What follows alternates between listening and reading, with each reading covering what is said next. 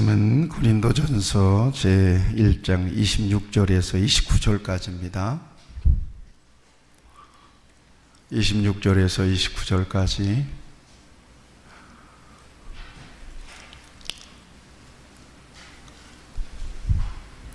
봉독하겠습니다.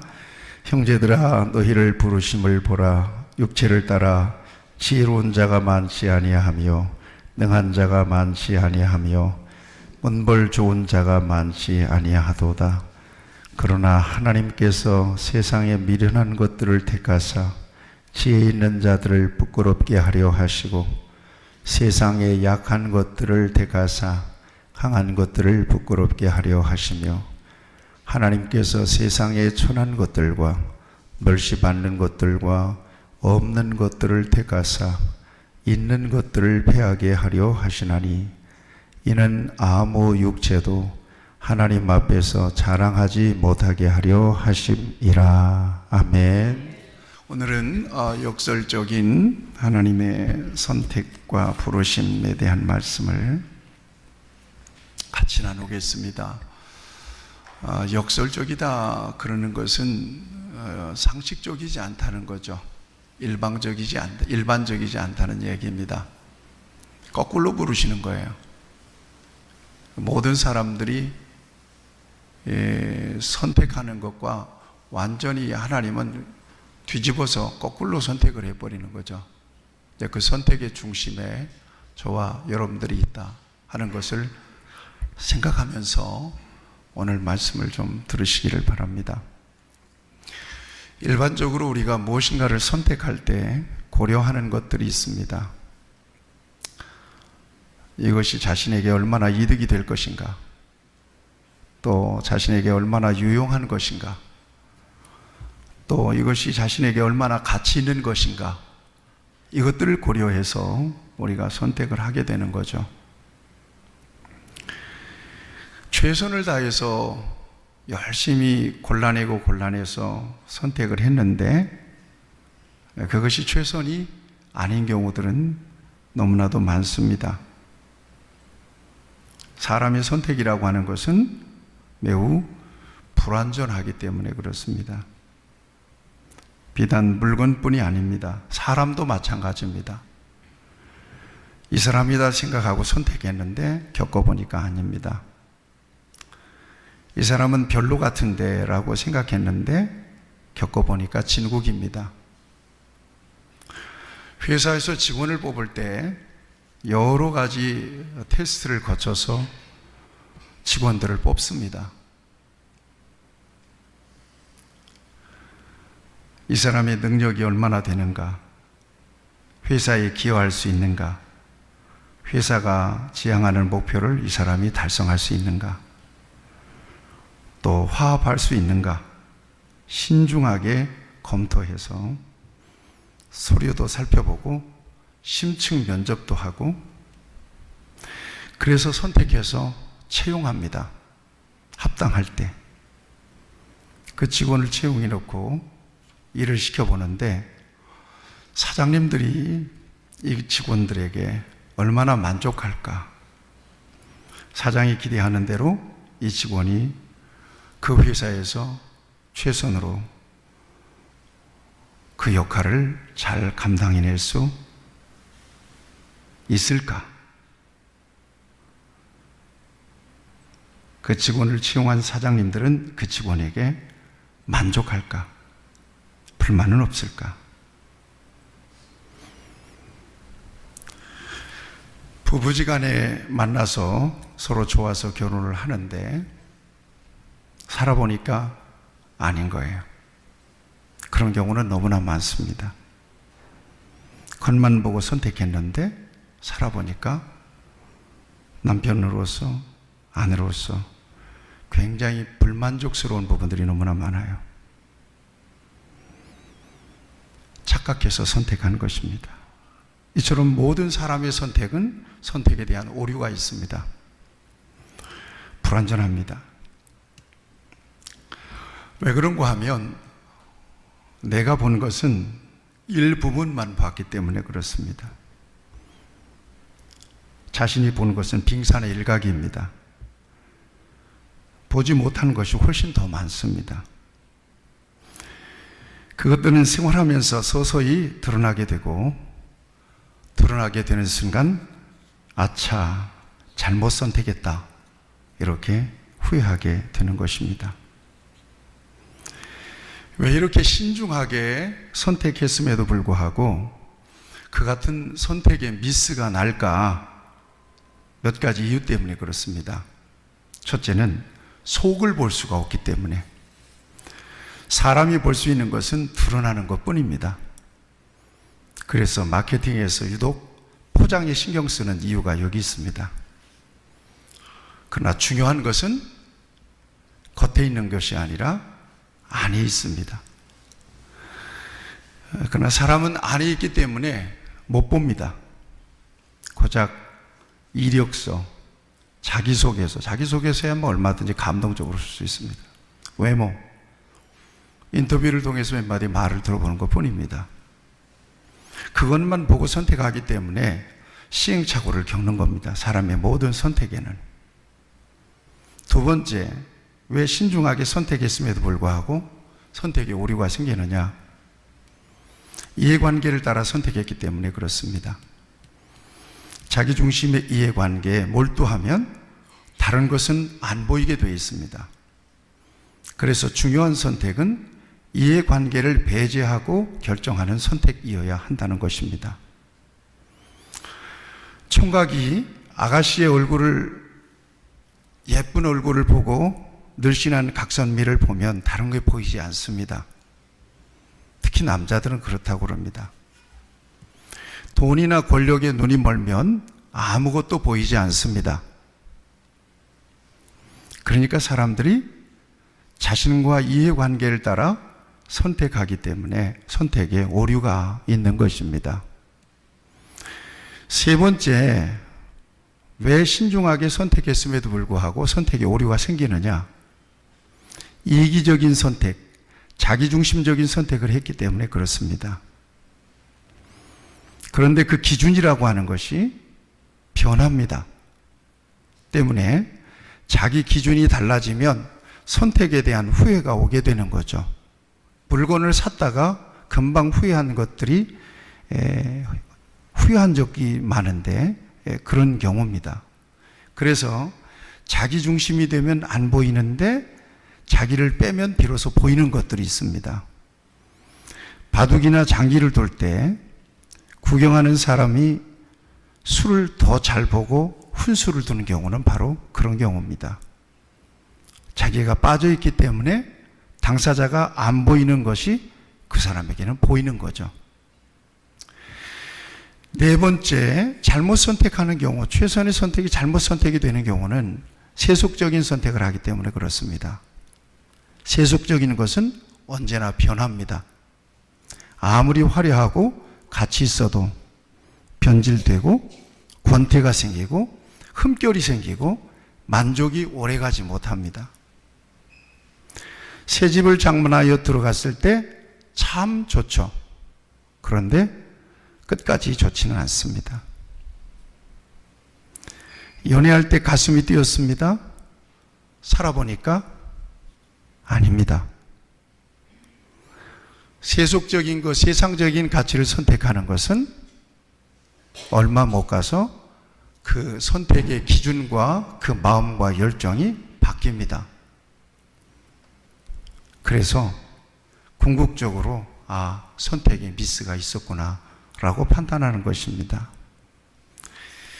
그래서 성경은 무엇인가를 선택할 때 항상 몇 가지를 고려하라고 가르쳐주고 있습니다. 첫째는 변하지 않는 것을 선택하라는 겁니다. 두 번째는 영원한 것을 선택하라는 것입니다. 세 번째는 위의 것을 선택하라는 것입니다. 변치 않는 것, 영원한 것, 위의 것, 이것이 뭐예요? 세상에는 없습니다. 변치 않는 것, 영원한 것, 위의 것, 이것은 바로 하나님이십니다. 진리입니다. 믿음으로 하나님을 선택하고 약속의 말씀을 선택하라는 것입니다. 예수 그리스도 안에 있는 생명을 선택하라는 것입니다. 이것이 하나님의 뜻이 이루어지는 선택이라고 성경은 말씀하고 있는 것입니다. 그래서 마태복음 6장 33절을 보면 너희는 먼저 그의 나라와 그의 의를 구하라. 그리하면 이 모든 것을 너희에게 더하여 주시리라고 말씀하고 있습니다.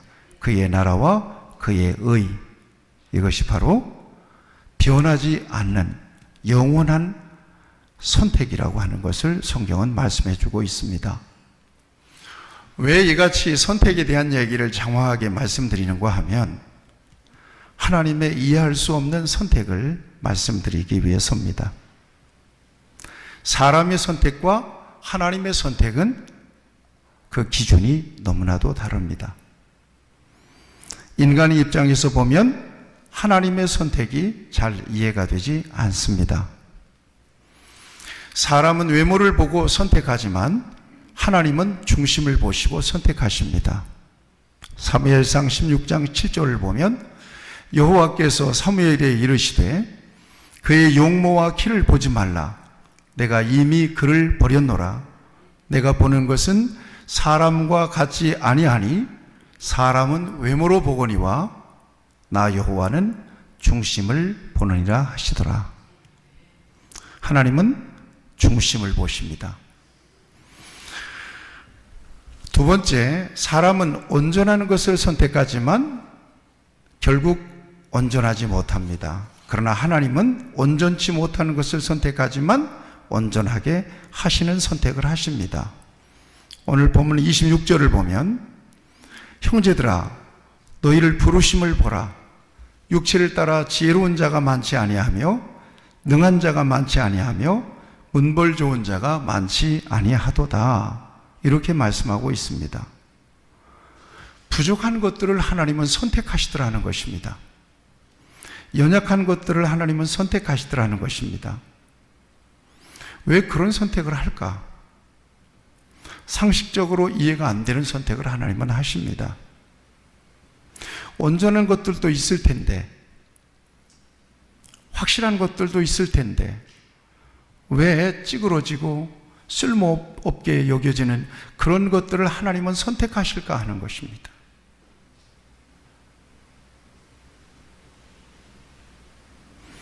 하나님의 선택과 부르심은 전부 다 그렇습니다. 성경을 보면.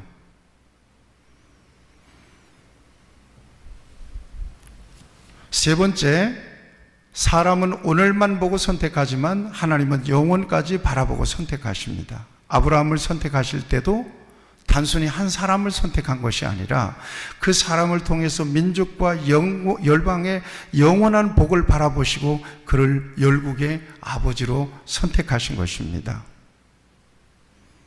그를 선택하셔서 결국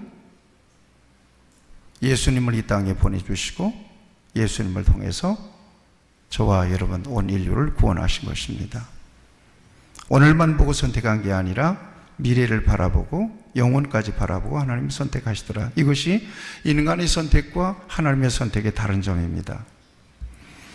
네 번째는 상식적이지 않고 일반적이지도 않고 역설적인 선택을 하시더라는 거예요. 야곱과 에서를 생각해 보세요. 여러분 같으면 에서를 선택하겠습니까? 야곱을 선택하겠습니까? 나 같으면 절대로 야곱을 선택 안 합니다. 그 비리비리하고 속이기 좋아하고 아주 야비한 그를 왜 선택합니까? 튼튼하고 활기 있고 활력 있고 적극적인 에서를 선택하지. 근데 하나님은 야곱을 선택하세요. 여러분 제자들을 보세요. 예수님께서 하나님 나라와 구원을 위해서 제자들을 선택하시는데 예수님의 12제자들 보세요. 전부 다 하나같이 비리비리합니다. 12명 중 하나는 예수님을 팔아먹기까지 했습니다. 수제자라고 여겼던 베드로는 예수님을 3번씩이나 부인하기도 했습니다. 예수님께서 겟세마네 동산에서 잡히니까 전부 다 제자들이 다 도망가 버렸습니다. 선택에 미스가 난 겁니까? 적어도 그렇습니다. 내가 볼 때도 그렇고 여러분들이 볼 때도 그렇습니다. 왜 하필이면 그런 의리 없는 놈들을 선택했을까? 그런 무식한 녀석들을 선택했을까? 그런 아주 비열한 녀석들을 선택했을까? 아니, 자기 선생을 은삼십에 팔아먹는 그런 선택을 왜 했을까? 여러분, 복음의 확장을 위해서 선택된 사람이 사도 바울입니다. 사도 바울. 나 같았으면 바울을 선택하지 않습니다. 선택하지 않은 정도가 아니라 바울을 어떻게 했을 것입니다. 저 같은 경우는. 감히 예수님을 핍박해요. 믿는 사람들을 핍박하고 잡아가두고 죽이기도 했던, 왜 그를 제자로 부르세요? 사람이 그렇게 없습니까? 여러분 같으면 그런 사람 부르겠습니까? 절대로 부르지 않습니다. 적어도 나 같으면 선택 안 합니다. 그런데 주님은 바울을 불러내셔서 정말 상식적이지 않게 역설적이게 그 예수님을 박해했던 사람을 불러내십니다. 왜 그러실까? 왜 그러셨을까? 왜 그런 바보 같은 선택을 하시는가? 오늘 25절 말씀을 보세요. 25절 말씀을 같이 읽겠어요? 25절 같이 읽겠습니다. 시작. 하나님의 어리석음이 사람보다 지혜롭고 하나님의 약하심이 사람보다 강하니라. 아멘입니다.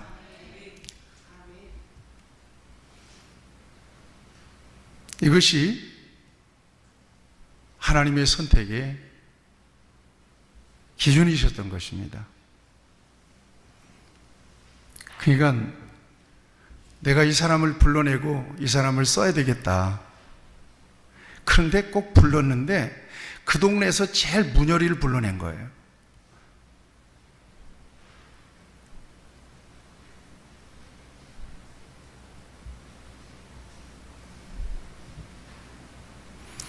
그런데 왜 그렇게 하나님이 선택하셨을까? 이 선택은 하나님의 주권인데 그를 불러내시고 결국 그를 통해서 하나님이 일하시기 위해서 그를 불러냈다는 거예요. 그러니까 그 부르심은 하나님을 위해서 뭔가 하기 위한 어떤 사역을 이루기 위한 부르심이 아니라 은총의 부르심이었던 거예요. 이 부르심은 그냥 은총이었던 거예요. 여러분, 우리가 착각해서는 안 되는 게 있어요. 내가 뭘 좀 해야지. 웃기는 소리 하지 마세요. 여러분들이 뭘 하겠습니까?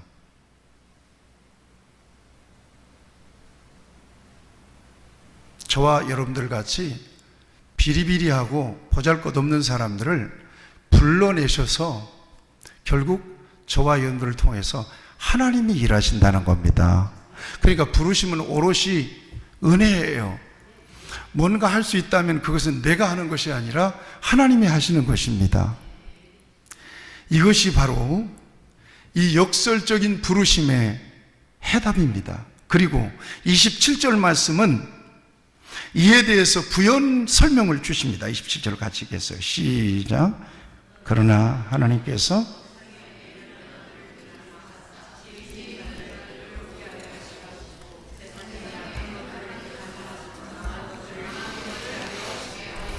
아멘. 이거예요. 다른 거 없어요. 여러분들을 하나님의 자녀로 불러내시고 여러분들이 능력 있는 형제들보다 여러분들이 부러워하는 세상의 그 어떤 사람들보다 여러분들을 가장 존귀하게 복되게 만드셨어요. 이것이 하나님의 부르심의 목적이었던 것입니다. 저도 6남매 가운데 셋째인데 제가 머리가 제일 나빠요. 나를 불러내셨어요.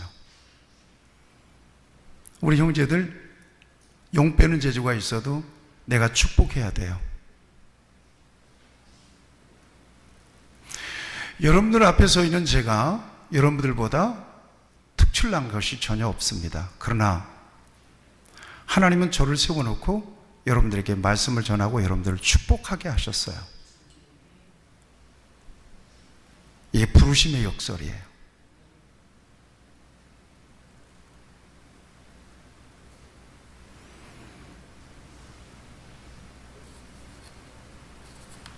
(28절) 말씀을 또 한번 보겠습니다.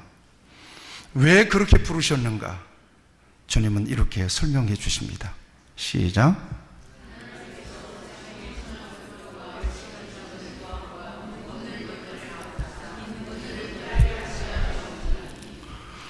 이거예요. 없는 것, 멸시받는 것, 천한 것, 미련한 것들, 세상의 약한 것들을 택하셔서 그들을 통해서 보란듯이 하나님을 나타내기 위해서 그들을 불렀다는 거예요. 그 부르심에 저와 여러분들이 있습니다.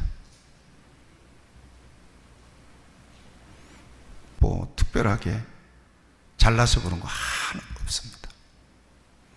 부정한 것 투성이죠. 여러분, 하나님께서 자신을 선택해 주심에 대해서 어떤 감동을 갖고 계십니까? 하나님 나를 불렀다. 교회 와서, 여러분 혹시 여기 교회에 와주신 분은 안 계시죠? 예배를 그냥 봐주시는 분 없으시죠? 나 그런 사람들 없기를 바랍니다. 하나님께서 저와 여러분들을 불러내신 것이 당연한 것이 아닙니다. 그래도 내게 뭐 이런 쓸만한 것들이 있으니까 하나님이 부르셨지, 그런 거 없습니다. 하나님은 돌들을 일으켜서 소리 지르게도 하실 수 있고요, 막대기를 통해서도 영광 받으실 수 있는 분이신지, 나와 여러분들이 필요 없어요. 필요 없어도 하나님은 무엇이든 다 할 수 있단 말이죠. 그런데 하나님이 모지리 같은 저와 여러분들을 불러내신 거예요. 예수님을 만나기 전에는 몰랐어요. 나도 그냥 다른 사람들보다 장점이 있지, 참 좋은 점들이 많지, 그러고 자신에 대해서 후한 평가를 하기도 했습니다. 그런데 예수님 안에서 나 자신에 대해서 참 부족한 것이 많구나, 살면 살수록, 나이를 먹으면 먹을수록, 공부를 하면 할수록, 인생의 경험이 쌓이면 쌓일수록 계속해서 자기 부족이 드러나는 거예요. 부족한 게 많구나, 참 부족한 게 많구나. 그런데 하나님이 어찌하여 이 부족한 것을 선택하셨을까? 불러내셔서 하나님의 자녀로 삼아주셨을까? 이 부족한 것 때문에 당신의 외아들 예수님을 십자가에 달아서 죽이셨을까? 이 고민인 거예요. 왜 그러셨을까? 무엇인가 혹 내게 다른 사람과 특별한 것이 있어서 하나님 나를 선택했을 거라고 생각하는 사람은 착각 중에 착각이라고 하는 것을 아셔야 될 것입니다. 내놓을 만한 것, 자랑할 만한 것이 없는 거예요. 현재 우리 교회 신임 집사님들을 4분을 세웠어요. 신임 집사님 가운데 한 분이 집사 임명 소식을 듣고 고민을 많이 하고 조심스럽게 나한테 메시지를 보냈어요. 저를 집사로 임명해 주시는 것은 너무 감사하고 영광스러운 일이지만 아무래도 저는 아직 너무나 버겁고 감당하기 힘들 것 같습니다. 이 마음이 정상입니까? 비정상입니까? 정상 중에 정상입니다. 그렇게 자신을 봐야 합니다.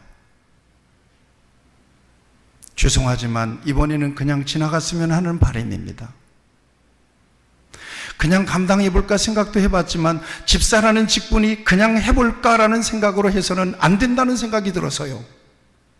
이게 정상입니다. 그 사람은 집사 세워야 됩니다.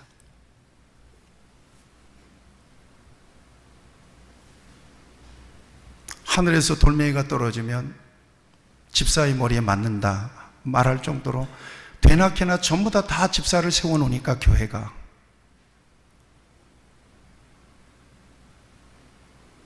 집사들이 자기의 본분과 사명을 모르는 거예요. 그래서 제가 그분에게 그랬습니다. 전화를 해서, 제가 자격이 있어서 목사가 된 줄 아십니까? 저는 자격이 있어서 목사가 된 사람이 아닙니다. 하나님께서 부족한데도 목사로 불러주시고 목사로 세워주신 것입니다. 저뿐이겠습니까? 위대한 예수님의 12제자 보세요. 다 부족합니다. 사도 바울도 보세요. 예수님 박해하던 사람입니다. 다 부족합니다. 그런데 그 집사님이 그제서야 이해하셨어요. 예, 알겠습니다. 그리고 우리 교회 집사님이 되셨습니다. 자격 있는 사람은 아무도 없습니다. 그런데 자격 없는 그 사람을 하나님이 불러내신 겁니다. 누구를 나타내기 위해서? 그 미련하고 자격이 없다고 생각하는 그를 통해서 하나님이 위대하심을 나타내기 위해서. 이게 역설이에요.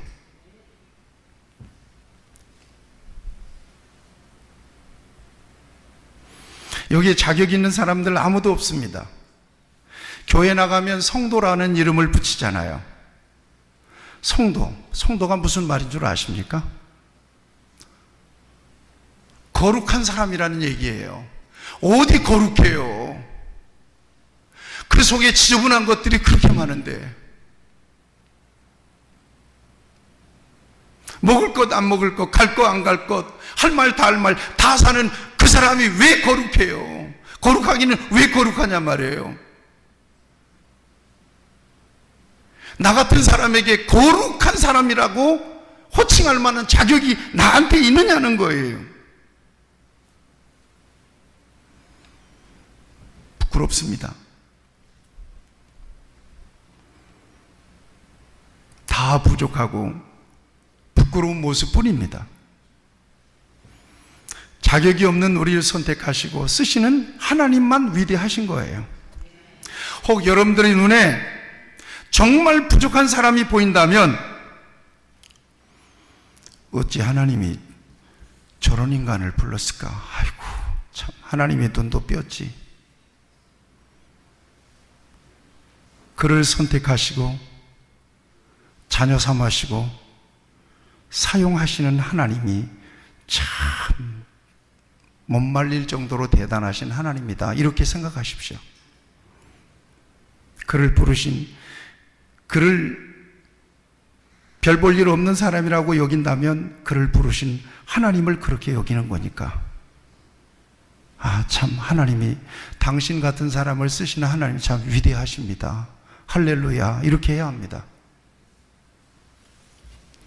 답답해도 하나님이 답답하실 것이고요, 화가 나도 하나님이 더 화가 나실 것이니까, 부족한 듯 보이는 그 사람에 대해서 정죄하거나 멸시하지는 마시라는 말입니다. 그리고 자신도 누구에게 그렇게 보일 수 있다고 생각하십시오. 나 같은 것을 부르신 하나님이 위대하십니다라고 고백하여야 됩니다. 성경은 말씀하고 있습니다. 모든 사람이 죄를 지었으므로 하나님의 영광에 이르지 못하더니 의인은 없나니 하나도 없으며 하나님을 찾는 자도 없고 다 치우쳐 무익하게 되었다고 하십니다. 저나 여러분도 예외가 아닙니다. 그러니까 기독교 신앙에 있어서 가장 위험하고 큰 죄는 뭐냐? 교만한 죄입니다. 나는 저 사람보다 낫지. 참, 인간 왜 저렇게 생겼을까? 자기 자신을 구별하는 거예요. 교만입니다. 하나님은 그 교만한 죄를 싫어하십니다.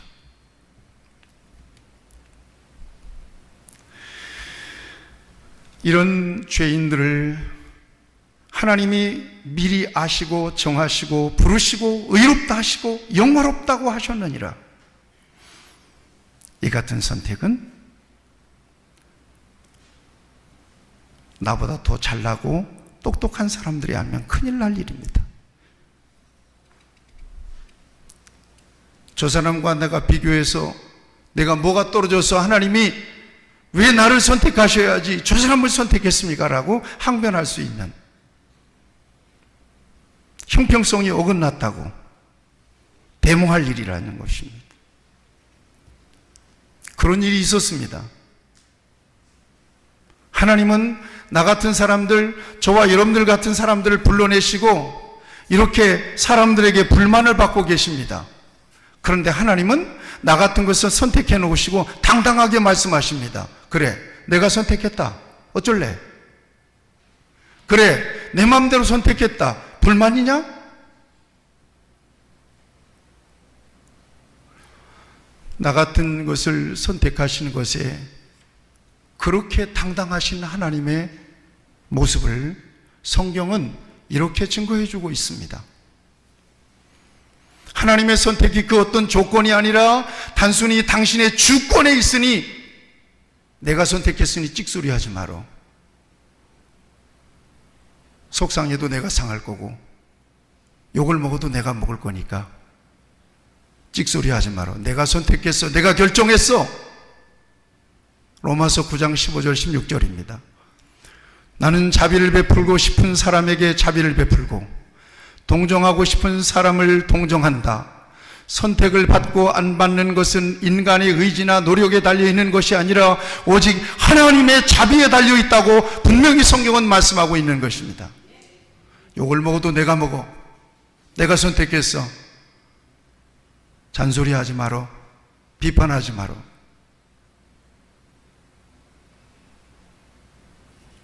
18절을 보면, 로마서 9장 18절을 보면 하나님이 하시고자 하시는 자를 긍휼히 여기시고 하고자 하시는 자를 완악하게 하시느니라. 그렇다면 이 세상에 똑똑하고 잘난 사람들, 당시의 율법을 잘 지키고 정말 의롭고 선하다고 자부하는 사람들은 그렇게 항변할 수도 있습니다. 로마서 9장 19절입니다. 그렇게 하나님이 판단하신다면 어째서 하나님이 잘못이 있다고 나무라실 사람도 없고 하나님의 뜻을 거역했다고 할 사람도 없지 않겠습니까? 하나님이 선택하셨다면 뭐라고도 나무라지도 말고 책망도 하지 말아야 됩니다. 그렇게 하나님이 주권적으로 다 하신다면 하나님이 잘못했다고 나무라지도 마셔야 하고 하나님의 뜻을 거역했다고 말하지도 말아야 합니다. 이 말입니다. 로마서 9장 19절 말씀은.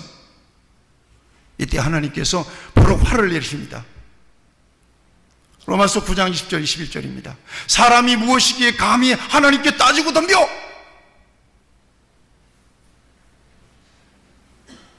만들어진 물건이 만든 사람한테 왜 나를 이렇게 만들었어? 하고 말할 수 있겠냐? 옹기장이 같은 진흙덩어리를 가지고 하나님 귀하게 쓸 그릇을 만들고 하나님 천하게 쓸 그릇을 만들 권리가 옹기장이에게 있지 않겠느냐는 거예요. 진흙덩어리가 왜 나를 이렇게 만들었어요? 왜 나를 이렇게 불만할 수가 있겠느냐는 거예요. 샷다 마우스. 입 다물어. 내가 그 사람을 그렇게 선택했고 그렇게 만들었어. 그리고 어떻게 하든 내가 쓸 거야.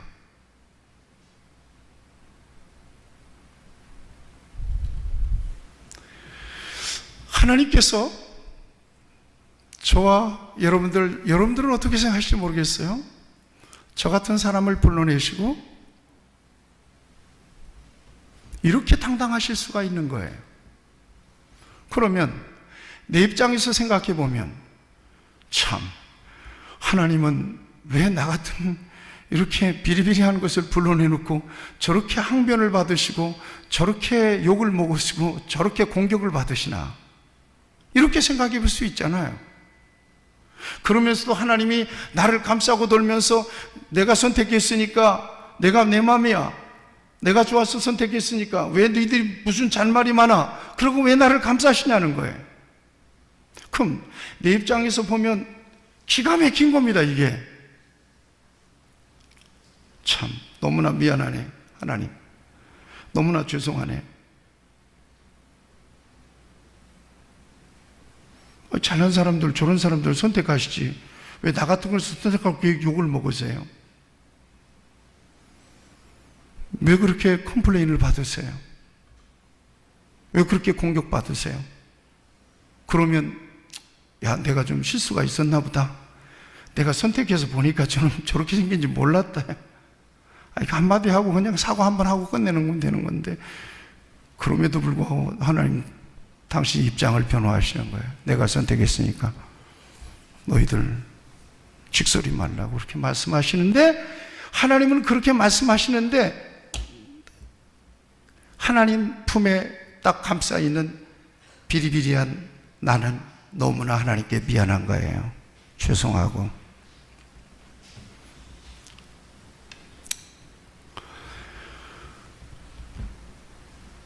누구도 의심할 수 없는 반듯한 사람을 선택하시지 왜 나 같은 사람을 선택하셨을까? 하나님이 왜 나 같은 것을 선택해가지고 저렇게 의심을 받으시나? 분명 나는 이해할 수 없는 하나님의 선택을 받은 게 맞는 거예요. 여러분은 분명 이해할 수 없는 하나님의 선택을 받은 분들이 맞습니다. 오늘 아침에 일어나자마자 스바냐 3장 17절 말씀이 떠올랐어요. 너희 하나님 여호와가 너희 가운데 계시니 그는 구원을 베푸실 전능자시라. 그가 너로 말미암아 기쁨을 이기지 못하시며 너를 잠잠히 사랑하시며 너로 말미암아 즐거이 부르며 기뻐하시리라 하리라. 그래도 사랑하신답니다. 그래서 사랑하신답니다. 그럼에도 불구하고 사랑하신답니다. 그러므로 사랑하신답니다. 참 눈물 나는 하나님의 이해할 수 없는 사랑입니다. 이제 어떻게 살아야 되겠는가 하는 거예요. 이걸 모를 때는 그냥 지나갔습니다. 그런데 하나님이 나 같은 것을 불러내셔서 엄청난 예수 그리스도의 십자가와 보혈의 대가를 치르시고 나를 하나님의 자녀 삼아주시고 나를 구원한 백성 삼아주시고 나아가서 하나님의 나라 거룩한 생명의 말씀을 선포하며 하나님의 교회를 통해서 주를 섬길 수 있는 그 자리에 나를 세워주셨는데, 내가 모를 때는 몰랐어도 알고 있는 이상 하나님 선택이 틀림없이 잘못된 것 같은데, 하나님은 잘못 선택한 것이 아니라 나를 감싸면서 내가 선택했으니까 누구도 불평하지 말고 불만하지 말고 욕하지 말고 비판하지 마라. 내가 선택한 저 사람을 통해서 질 수 있는 모든 짐은 다 내가 지고 있어. 그러면서 나를 감싸시는 하나님의 역설적인 부르심과 그 선택 앞에 있는 저와 여러분들은 이제 어떻게 살아야 되겠느냐는 거예요. 제가 지난주에 이 같은 고민을 하면서 하나님 앞에서 시를 하나 썼어요.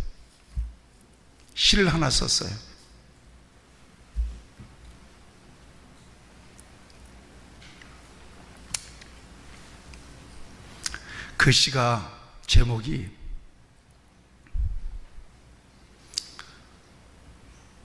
역설적인 이해할 수 없는 하나님의 용인술이었는데요, 제목을 바꿨어요. 잊지는 말자, 이렇게 바꿨어요. 들어보세요. 나 같으면 안 쓰겠다. 무책임하고 불성실하고 속 좁고 이기적인 데다 수다스럽고 다혈질이고 배려하는 마음이라곤 눈꼽만큼도 없고 별것도 없으면서 거들먹거리고 개념 없이 시건방지기까지 한 그 사람 안 쓴다. 나 같으면 절대 안 쓴다. 하나님은 어쩌자고 그렇고 그런 사람만 골라서 쓰실까? 그렇게 쓸 사람이 없으신 걸까? 제잘난 줄 착각하고 교만의 성격 장애까지, 꼴에 자존심은 강해서 아나무인, 사람 무시하고 눈치코치 상황 파악 전혀 못하고 온전한 구속이라고는 전혀 없는 상종 못할 인간 말종을 굳이 골라 쓰실까? 하필 그런 사람만 골라 쓰시는 걸까? 유복한 가정에서 태어나서 구김없이 자라고 최고 학벌에 인품 좋고 사랑과 존중을 받아서 품성도 좋고 상황 파악 잘하고 개념 있고 예의 바르고 말귀 잘 알아듣고 상대방을 배려할 줄 알고 조신하고 신중할 뿐만 아니라 누구든지 편견 없이 대하고 맡겨진 일을 성실히 다하고 단정한 품행에 겸손까지 갖춘 사람도 많을 텐데 어찌 모나고 찌그러진 사람만 골라 쓰시는 걸까? 은총, 모든 부르심 앞에 붙이는 이름이다. 은혜라는 이름을 앞세우지 않으면 설명이 안 되는 부르심이다. 쥐꼬리만한 공로에도 으스대고 기회만 있으면 자기 이름을 하늘까지 올려놓고 침소봉대하여 자랑을 드러놓는 인생의 한계를 아시기에 다만 내 의가 아니며 내 능력이 아닌 주님의 공로요 능력임을 알게 되었을 때 완전한 피동태 인생이었음을 고백하며 부끄러워 하염없이 눈물 짓게 하시려고 흠결투성이 인생 구겨져 쓸모없는 이들을 불러 쓰시는 것이리라. 부르심은 은혜다. 쓰임받으면 놀라운 은혜다. 나 같으면 쓰기는커녕 거리두기를 했을 이들을 여겨주시고 믿어주시고 인내해주시고 기다려주시고 함께해주시고 위로하시고 일으켜주시고 사랑해주시고 공급해주시고 칭찬해주시고 보석처럼 바라봐주시는 하나님의 은혜 잊지는 말자. 당연한 게 아니다. 그 은혜 앞에 우리가 있다. 내가 있다. 기도합시다. 사랑의 하나님 아버지, 나 같은 죄인을 불러서 구원하시고 자녀 삼아 주심을 감사합니다. 나같이 흠결 많고 부족한 사람을 불러서 써주시니 감사합니다. 은혜의 빚진 자로 살게 하옵소서.